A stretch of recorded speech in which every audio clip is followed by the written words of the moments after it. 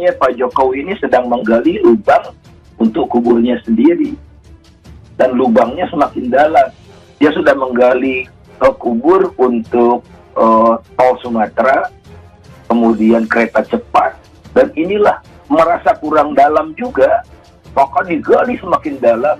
Sehingga nanti tak ada satupun orang yang berani untuk menguburkannya kelak. Kalau saya baca, Presiden Jokowi ingin segera dicatat sebagai orang yang membuat sejarah. Karena itu dia ingin pindahkan ibu kota. Dan begitu ibu kota itu gagal pindah, orang menganggap bahwa Presiden Jokowi melengkapi kedunguannya sebagai presiden, ya, bukan sebagai orang yang tidak paham tentang public policy dan aturan-aturan lingkungan hidup. Kita beri kesempatan dulu, Bung Rocky. Saya melihat ya, komentar Anda ini semua serba carut-marut pemerintah itu. Terutama juga ibu kota negara Indonesia. Jangan Anda memberi virus kepada ini untuk menggagalkan ibu kota Indonesia pindah ke Kalimantan Timur. Sekarang saya ingin tahu, kalau Anda jadi presiden, ya, apa yang Anda pikirkan untuk negara ini, untuk Republik Indonesia ini, dengan segala permasalahannya? Ya, kita ingin dengar, karena juga pengusaha ini terpengaruh dengan statement-statement Anda. Dan sini nggak ada yang dungu, di sini nggak ada yang dungu. Anda jangan membunuh kebenaran untuk menghidupkan fitnahan Anda, Pak Rocky. Kita nggak bisa bedain tuh yang berkuasa di Nusantara ini kepala otorita atau presiden tuh. Sejak kapan ada negara yang bernama resmi Nusantara sampai dipimpin oleh presiden? Nama resmi negara kita bukan Nusantara, tapi Indonesia, yang di dalamnya terdapat Nusantara. Rakyat menyatakan bahwa kami tidak diundang untuk mempersoalkan nama. Rakyat mana yang Anda mengatakan bahwa mereka tidak diundang untuk mempersoalkan ibu kota dan konsepnya?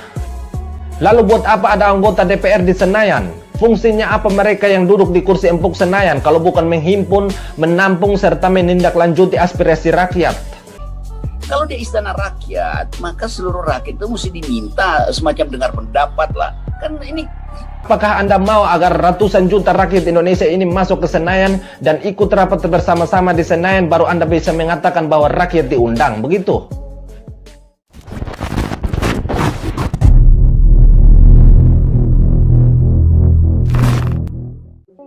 Iya, kita mulai dari soal pemilihan istilah yang udah kacau, pemilihan nama itu. Kan dia nyaru dengan kenusantaraan kita tuh. Ini nanti bingung juga nanti presidennya, presiden Nusantara siapa ya? Oh ya, si B nanti kalau udah diganti kan. Terus nyaru dengan kepala otorita Nusantara.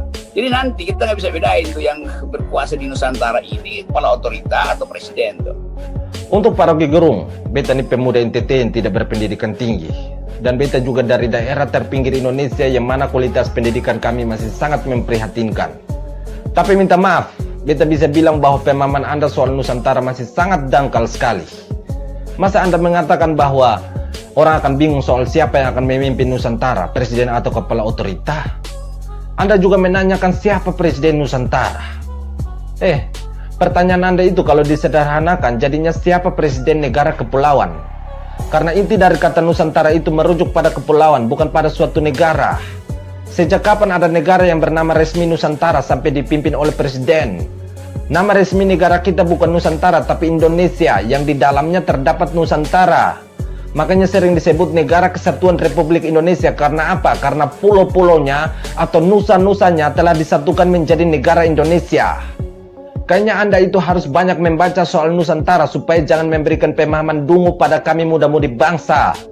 Dan beta rasa bukan kami rakyat ini yang akan bingung soal siapa yang akan memimpin ibu kota Nusantara, tapi Anda sendirilah yang akan bingung. Semua yang sifatnya ambisi presiden memang nggak boleh diinterupsi. Jadi supaya dia bulat, dengan sendirinya harus diamankan tuh, supaya ada notulasi. Tetapi sebetulnya diinterupsi dan berinterupsi, rakyat menyatakan bahwa kami tidak diundang untuk mempersoalkan nama. Anda mengatakan bahwa semua yang menjadi ambisi Presiden Jokowi tak boleh diinstruksi. Pak Rocky, beta mau tanya, apakah ibu kota baru ini adalah ambisi Presiden Jokowi atau apakah ini sudah direncanakan sejak zaman Presiden Soekarno? Anda jangan membunuh kebenaran untuk menghidupkan fitnahan Anda, Pak Rocky. Rakyat mana yang Anda mengatakan bahwa mereka tidak diundang untuk mempersoalkan ibu kota dan konsepnya? Lalu buat apa ada anggota DPR di Senayan?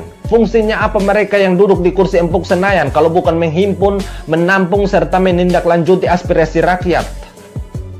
Atau apakah Anda mau agar ratusan juta rakyat Indonesia ini masuk ke Senayan dan ikut rapat bersama-sama di Senayan baru Anda bisa mengatakan bahwa rakyat diundang, begitu? Kalau mau dibilang Anda itu putra timur yang mampu mendidik putra-putri di barat sana, tapi kenapa Anda punya pemikiran dangkal seperti ini? Kalau di istana rakyat, maka seluruh rakyat itu mesti diminta semacam dengar pendapat lah. Kan ini jelas siapa tadi bocor, ini 2 hari 2 malam. Ya artinya rakyat nggak mungkin ikut 2 kali 24 jam nggak tidur untuk membahas kan. Kan mestinya dibikin panjang supaya rakyat diundang. Anda itu hanya bisa mencari celah, tapi ketika ditanya solusinya, solusi Anda ngaur semua. Anda juga protes soal singkatnya waktu pengesahan Undang-Undang Ibu Kota Negara. Lalu Anda mau rapat sampai berapa puluh tahun baru undang-undang tersebut disahkan. Anda pikir kami rakyat jelata ini tidak tahu kalau ada biaya untuk rapat? Lalu Anda mau untuk rapat-rapat saja sampai uang negara habis tanpa ada pengesahan, begitu? Ini blok Jawa Indonesia Timur setuju nggak, blok Indonesia Barat setuju nggak, dan terutama rakyat Kalimantan setuju nggak tuh. Baru itu kita anggap itu kita bangun bersama.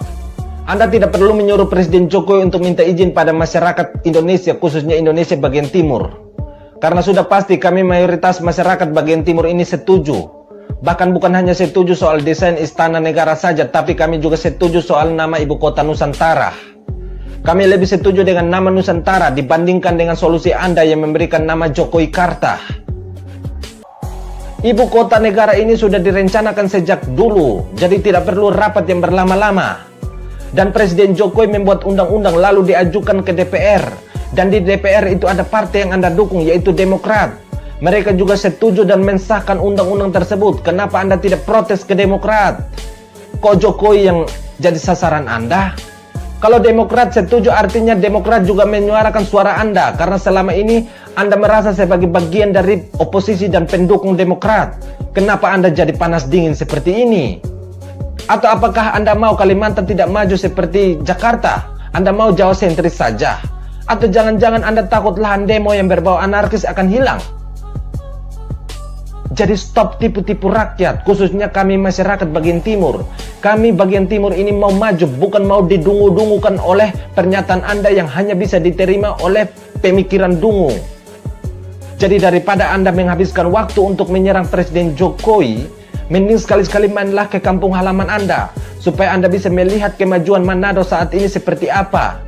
Jangan Anda hanya bisa melihat dari Jakarta sana dengan kacamata dungu, yang hanya bisa mendungu-dungukan orang.